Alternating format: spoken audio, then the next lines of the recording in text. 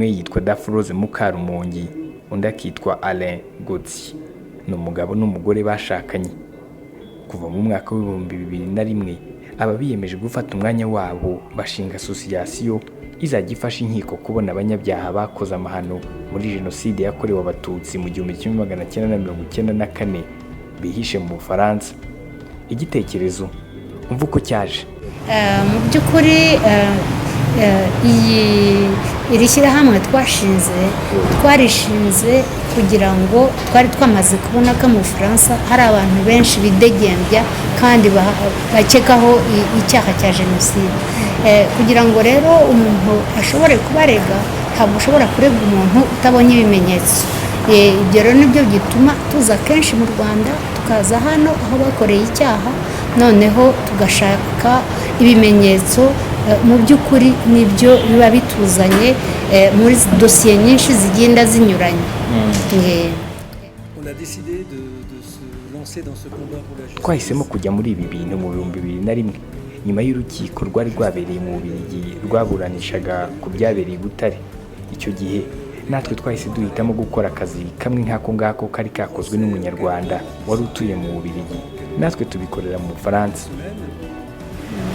Twabitangiriye mu 2001 niho twashinze iri shyirahamwe hamwe n'abandi bagenzi bacu batuye mu Bufaransa.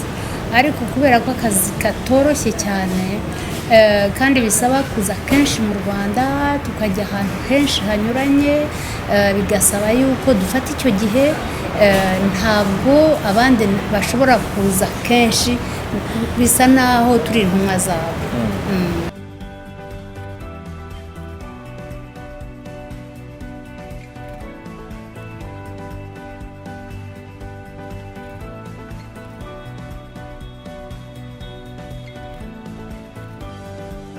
Non, alors pendant 15 ans, mu gihe cy'imyaka 15 twahisemo gukora ibyo twize bya kinyamwuga.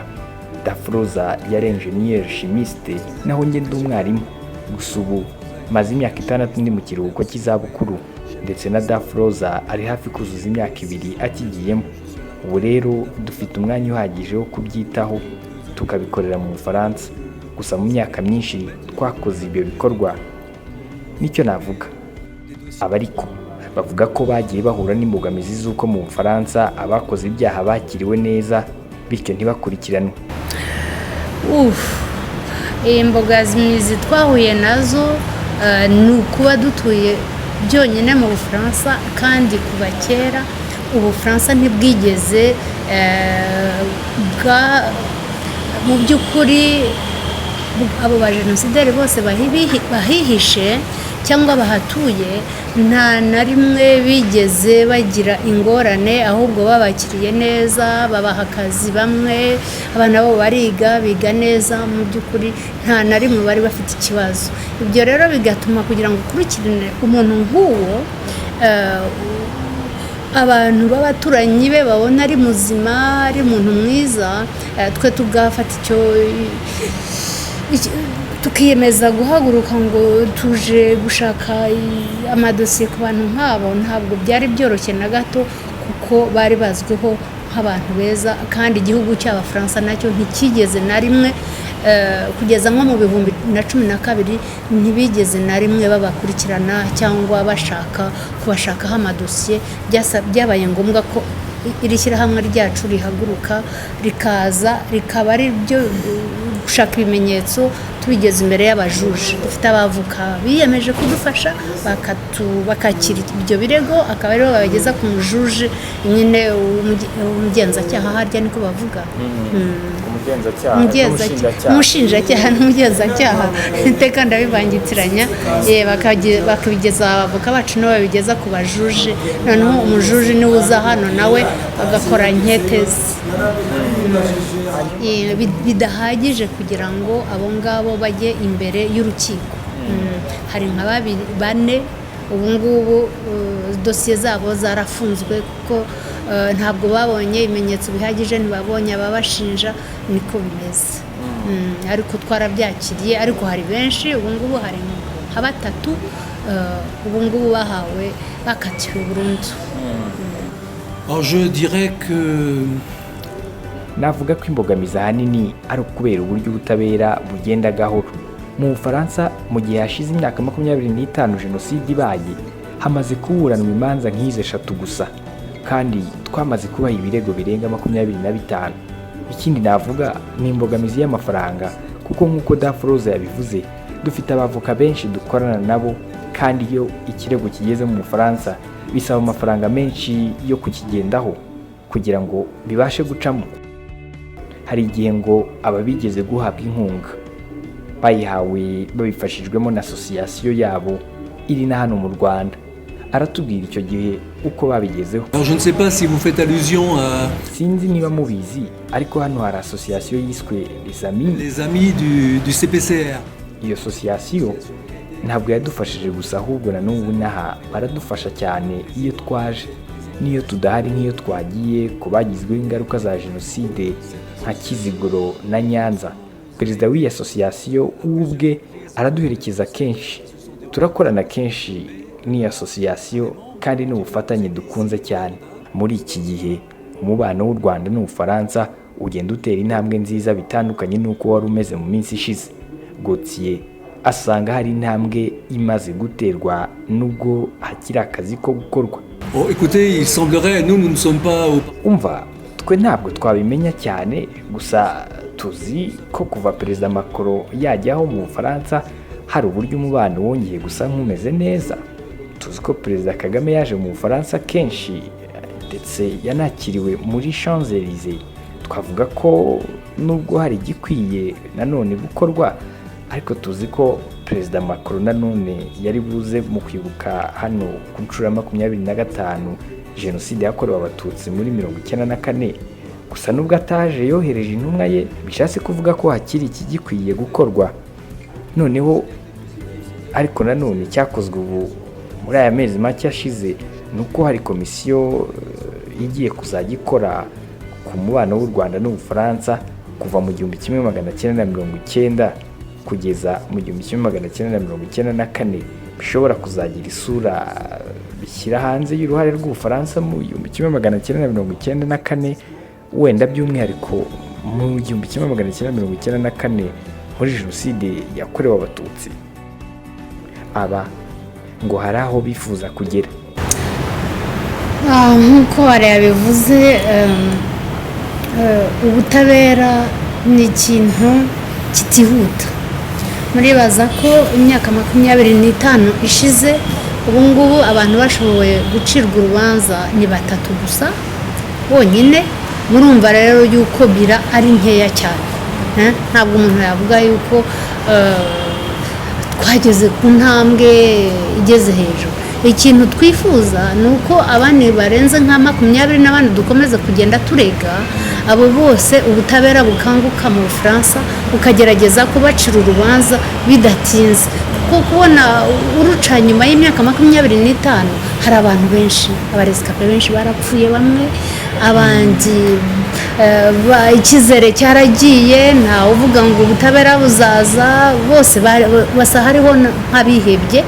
Kandi rero kugira ngo dukomeze twese twiyubake hamwe mu gihugu, ndibaza yuko ubutabera bugomba kuza bukatwunga nyuma y'uko imanza zimaze gucirwa, nk'abantu bamaze nko gukatirwa icyaha kibonetse, bagahanwa nk'uko bikwiye, cyangwa se bakanarekurwa, kuko ibyo tubarega biba hari baba bataranabikoze ntawamenya. Ariko ubutabera bukabaho, bugatuma abantu bashobora kongera bakabana neza, bakiyunga, bagasabana. Nta bantu se umuntu yavuga ko babibona nabi? Harabona abonye hirya no hino wenda mu bitekerezo mu nkuru zanditswe, usanga babifashe nabi, bakabona ko ibintu murimo atari byo. Mwebwe ntabwo mwagiye muhura n'abantu bameze nk'abo babacinege? Turabafite benshi cyane, kuko nk'uko mubyumva, nk'uko buri wese yabyumva, kugira ngo ufatishe umuntu ushaka ibimenyetso by'ibyaha yakoze haba hariho hose nta na rimwe bishobora gushimisha cyane cyane iyo watorotse aba bose tubana mu Bufaransa batorotse ubutabera nta n'umwe waje atari impunzi bose basabye ubuhunzi cyangwa bategereje yuko babona ibipapuro bemeza neza kuba abatura Bufaransa niko umuntu yabivuga sinibaza rero niba imiryango yabo ishobora se kubibona ntishobora kubibona neza ntishobora kutubona neza ibivuga yuko ngo duhiga abantu batagira inenge kandi nyine mu by'ukuri twebwe ibimenyetso tuza kubishaka aho bakoreye ibyaha nta n'umwe dushinja gutya tuvuga ngo turihanukiriye ngo runaka yakoze ibi ubutabera busaba yuko ushaka ibimenyetso bihagije kugira ngo acirwe urubanza ariko ni ngombwa ko nta na rimwe bashobora kubibona neza birumvikana.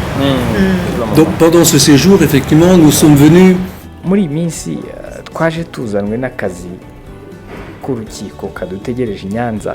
Ubugenzacyaha hari ibyo bwifuza gukora bugahuza ubutabera na sosiyete sivile aho harebwa n'ibivugwa mu buhamya bidahabanye n'ibihari aho ibikorwa byabereye nicyo twavuga kuri ubu. Gusa hari n'andi madosiye turi gukoraho nubwo tutahita tubikubwira kuko hari bitararangira ariko haracyari nk'izindi manza nk'ebyiri gutyo turi gukoraho.